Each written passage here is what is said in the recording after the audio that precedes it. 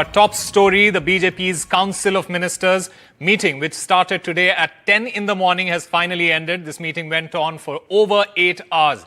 Prime Minister Modi, in fact, chaired this meeting of the Union Council of Ministers in what is likely to be the last such exercise during the second term of his government. The Prime Minister took stock of the work done by the NDA government so far, and a roadmap for 2047 Viksit Bharat was also discussed.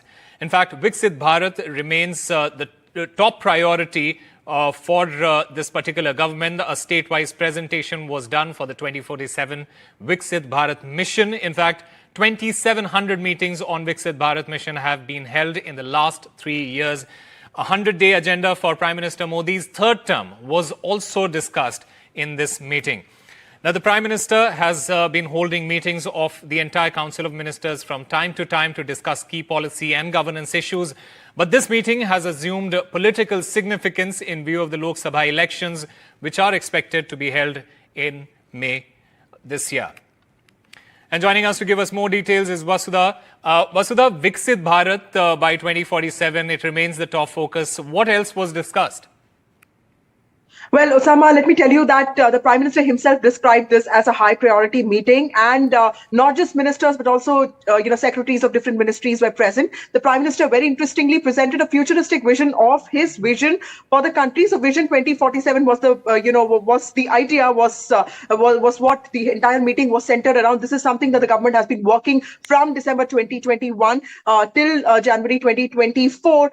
Nearly 15 stakeholders have been, consulted, and 2,700 departmental meetings have taken place. He has specifically insisted on this being an agenda point in all departmental work. He has specifically asked ministers to look into 25-year, program of their ministries. Even in the past, he has said that, look at all the trends, look at how decisions were made and what kind of changes it brought to the country. One specific thing that I felt was very interesting was he reportedly talked about this 1 lakh crore fund for futuristic technologies. He specifically talked about India being, in the forefront of technology and, innovation leadership and sustainable economy. These are certain key areas that he specifically stressed upon. And he's also spoken about one thing that we have seen many countries suffer from, which is aging population. He's spoken about challenges to this and ways to leverage this 1 lakh crore budget that is being dedicated to the use of technology that can actually, in some ways help India sort of push ahead,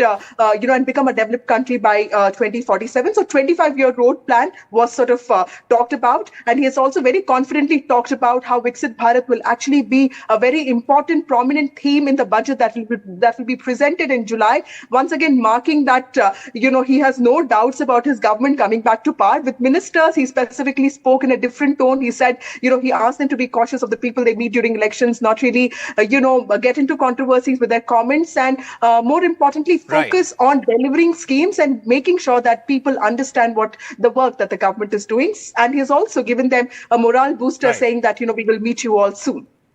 Vasudha Venugopala, as always, thank you very much for bringing us all those details. Moving on, the BJP on Saturday released its first list of candidates for the Lok Sabha elections. Dr. Abdul Salam is the sole Muslim candidate in the list of 195 candidates. He has been fielded from Malappuram in Kerala. The question is, can he breach the left fort for the Saffron Party? Here's a report. 16 राज्य और 2 केंद्र शासित प्रदेश. As BJP released its first list of 195 candidates for the Lok Sabha polls, a name stood out: Dr. Abdul Salam, the BJP's lone Muslim face in the first list.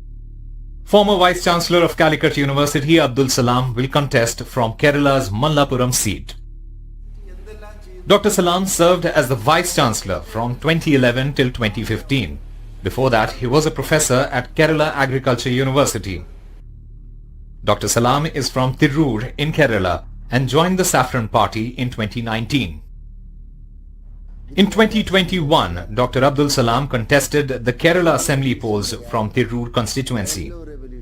However, he lost and managed to get only 5% votes. Now the BJP has entrusted him with the candidacy for the Lok Sabha polls.